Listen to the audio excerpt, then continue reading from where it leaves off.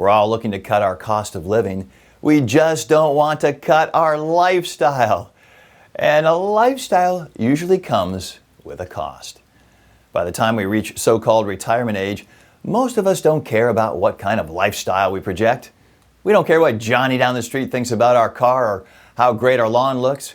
We've been around long enough to know that's not that important anymore, if it ever was. We just like to maintain a lifestyle of our choosing, one that lets us be the best version of ourselves, living our best life. We don't care what anyone else thinks about our lifestyle. If we're not still working in what our culture says is our retirement years, we may have a finite amount of money coming in every month to live on. If that's the situation you find yourself in, today we're looking at potential ways to cut expenses every month, leaving you more money in your pocket. And with more wherewithal, it's a lot easier to go anywhere with all the people you'd like to go places with. First potential cut is your storage unit. How much stuff do you really need, especially in retirement? If it's in a storage unit and not in your house, you certainly aren't using it. And if you aren't using it, do you really need it? No. Then clear the clutter, not only at home, but in your storage unit as well. I guarantee you'll feel a weight lifted off your shoulders. Isn't that what the whole essentialism, minimalist movement is all about? Less stuff, more experiences, better life. According to move.org, the average cost of a storage unit is $180 per month. That's $2,160 a year. I think that might be worth a Saturday afternoon to haul your storage unit junk to the dump. You could probably take a nice 3-day cruise to the Bahamas for the money you'll save. And the feeling you'll have after getting that storage unit out of your life, well, that'll be priceless. Another area where potential cuts run rampant are your vices. No, not the kind Sonny Crockett and Rico Tubbs care about. No, the kind you care about because you're still doing them. A Starbucks venti caramel frappuccino is $4.95. Let's just call it $5. 5 at 5 days a week for 52 weeks a year, and we're talking $1,300 a year. Right. It's not about the latte until it is. For $1,300, I'm going to say it is about the latte when you're tight and retired. Suddenly, my Keurig pods seem like a deal. Do you still think you're going to hit the Mega Millions or Powerball? Yes, the supersized jackpots are tempting, and it's fun to dream and all, but plopping down $20 a week in hopes of hitting the jackpot is probably not a great move if you're tight in retirement. 52 weeks a year at $20 is $1,040 a year.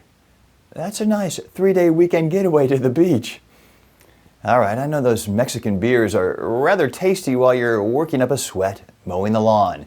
Yeah, they're so good, you've got to add a lime slice to enhance the flavor. But let's say your grocery store 12-pack lasts all week. We'll be conservative and call the cost of your dozen $18. That's still $936 a year. Oh, come on, just call it $1,000. Maybe that's a potential cut for your health, financial and physical. Have you got some subs cruising below the surface? Like the Peacock Network. You picked it up last year for a couple French Open matches and then never watched again. They're $6 a month. Only watch Amazon Prime Video, yet still have Netflix? See ya, $15.50 a month.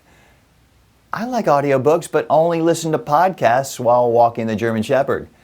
Probably don't need to keep paying $15 a month for something I don't use. I could make the same case for Kindle Unlimited at $12 a month.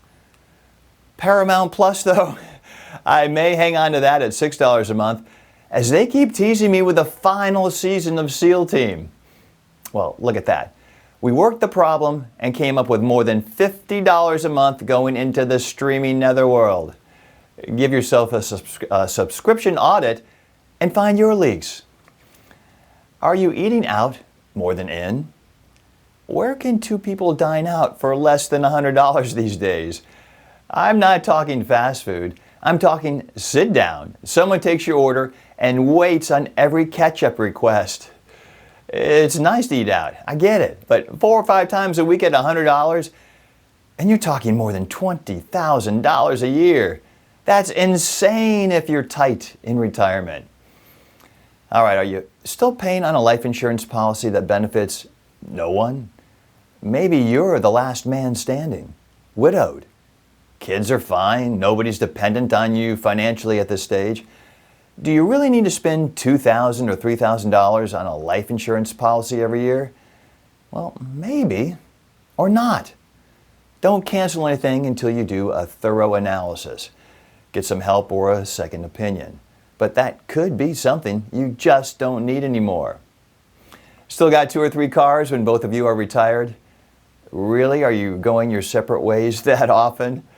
According to AAA, the average cost of car ownership is $12,000 a year.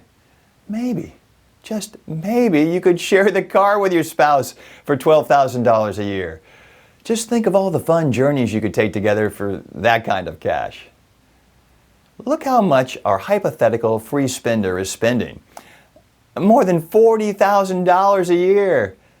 Sure, it's not likely you're spending on all those things, but think how much you'd be saving if you knocked off just a few of those.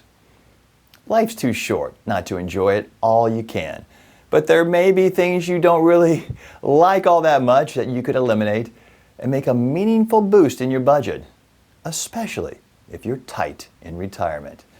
Get creative, and I bet you could find dozens of other things we're doing without actually leads to doing more.